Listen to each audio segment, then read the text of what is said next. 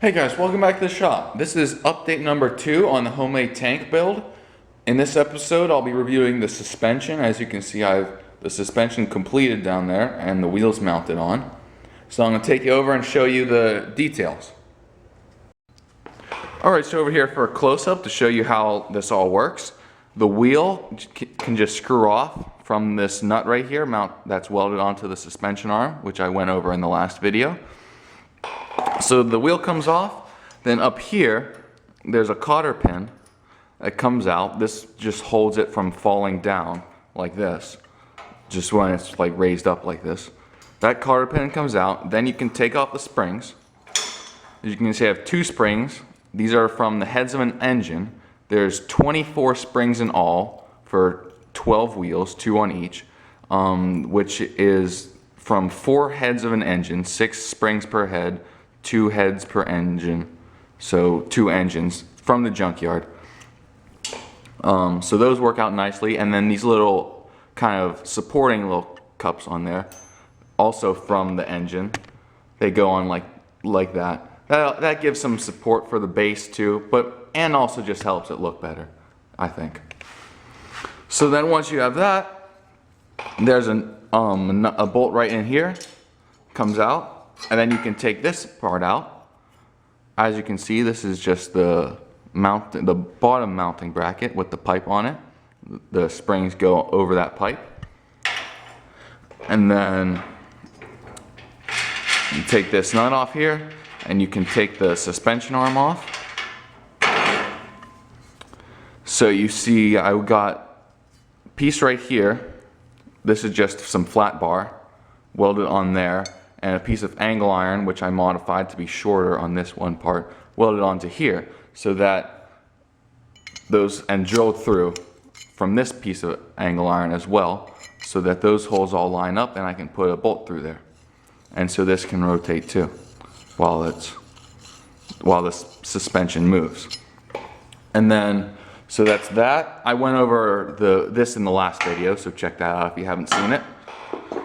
For this is just a piece of angle iron, some heavy duty, I think that's 1/4 inch thick, with a hole drilled through there for this pipe to go through, so it can go like that as the suspension moves.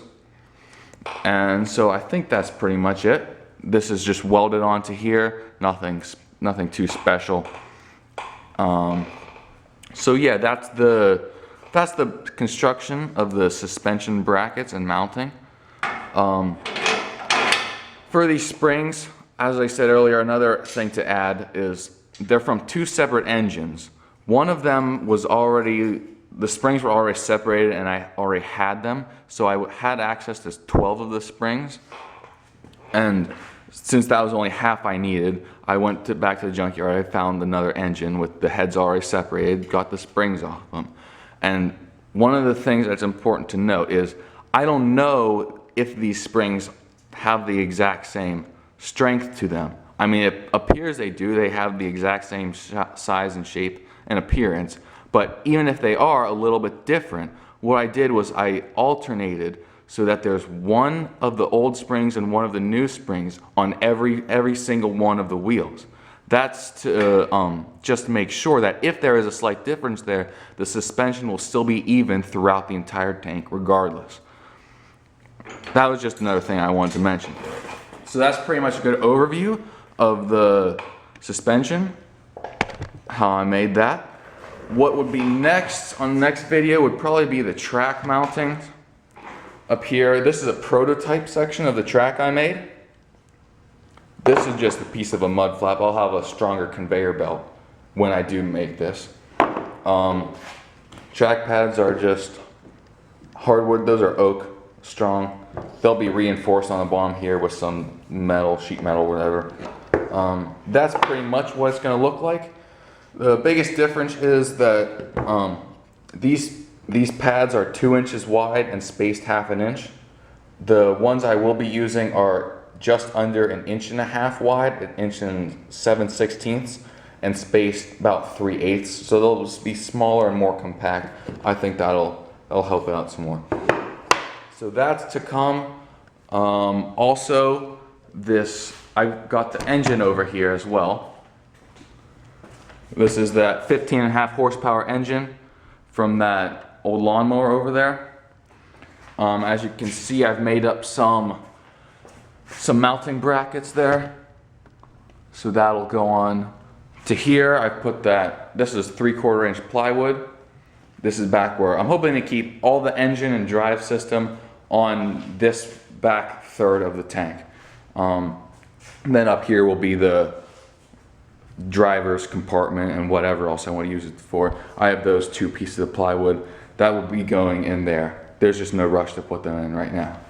So that's pretty much all for now. Hopefully I'll be getting a video up soon of the tracks.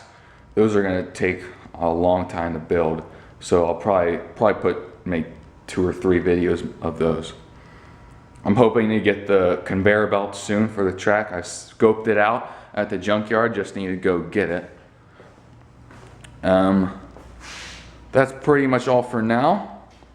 Thanks for watching, and I'll see you on the next video.